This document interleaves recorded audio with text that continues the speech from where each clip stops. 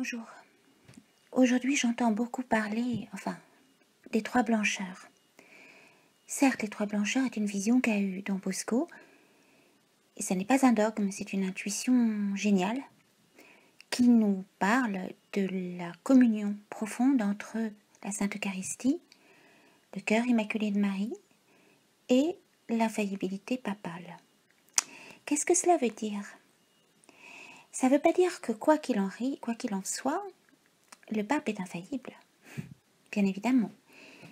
Cela veut dire que l'infaillibilité du pape n'a lieu que parce qu'elle repose sur l'infaillibilité de l'Immaculée Conception virginale.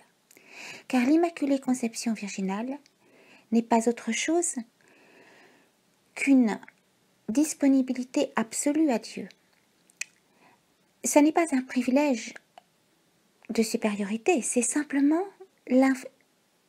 l'infinie réflexion de la lumière de Dieu dans le cœur de Marie qui n'a aucun obstacle à cette lumière.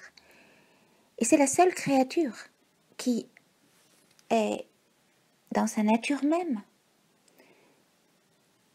dotée de cette transparence absolue. Je dis bien créature. Donc, le pape n'est infaillible que dans la mesure où il n'existe que parce que Marie d'abord a dit oui.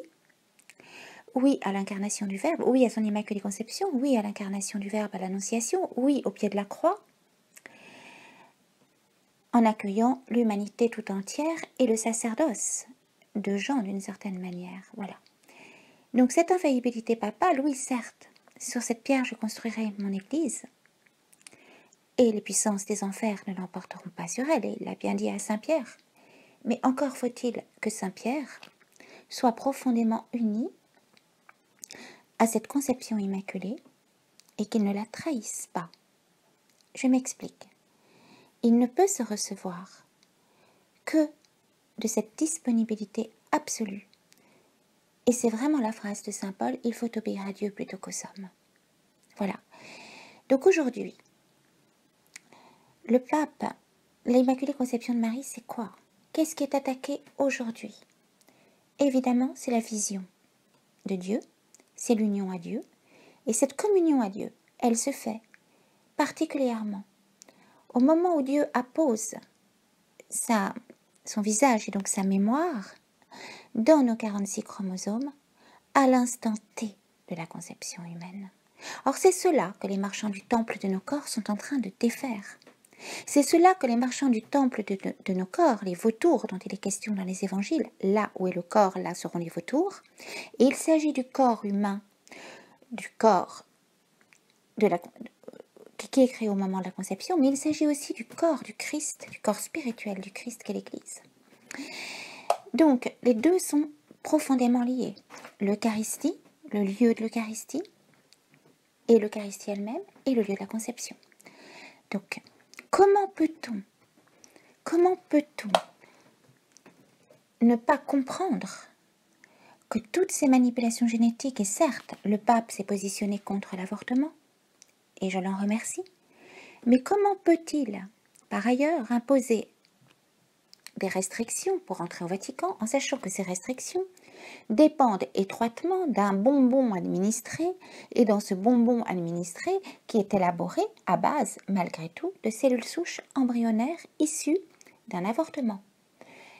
Tout cela me pose un véritable problème. Et plus qu'un problème, c'est une véritable fracture. C'est une véritable fracture que, au moment de l'Eucharistie, au moment où le prêtre élève l'hostie, comment dire, c'est l'humanité du Christ qui a pris en Marie le corps de toute l'humanité, qui l'offre au Père.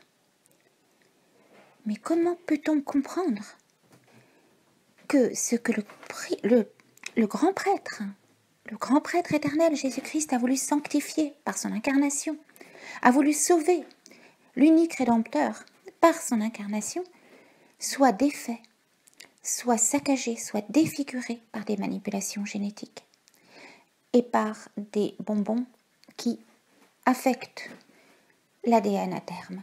Comment peut-on à la fois prêcher la rédemption et de celui qui a voulu ramener l'humain à sa royauté, à l'éternité d'où il déchut quand il était au jardin, dans l'Éden, et comment peut-on accepter et faire la promotion de certains produits qui comportent en leur sein des cellules souches issues d'avortement. Comment peut-on être dans cette contradiction et dans ce paradoxe? C'est bien plus grave qu'un péché, je dirais, qui concerne les mœurs. C'est une collaboration avec un coup d'État transhumaniste. C'est une collaboration avec un mensonge totalitaire et global.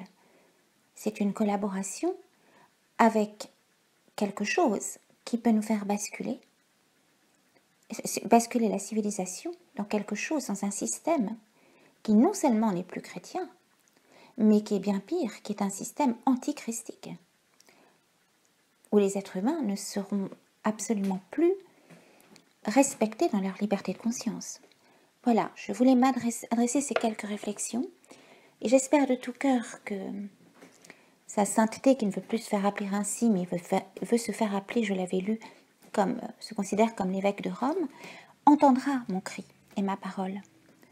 Parce que moi, si j'ai choisi de devenir chrétienne et catholique, c'est pour être du côté des sans-voix, pour être du côté des tout-petits, des minuscules. Voilà, de ceux à qui on n'accorde ni la parole ni l'être.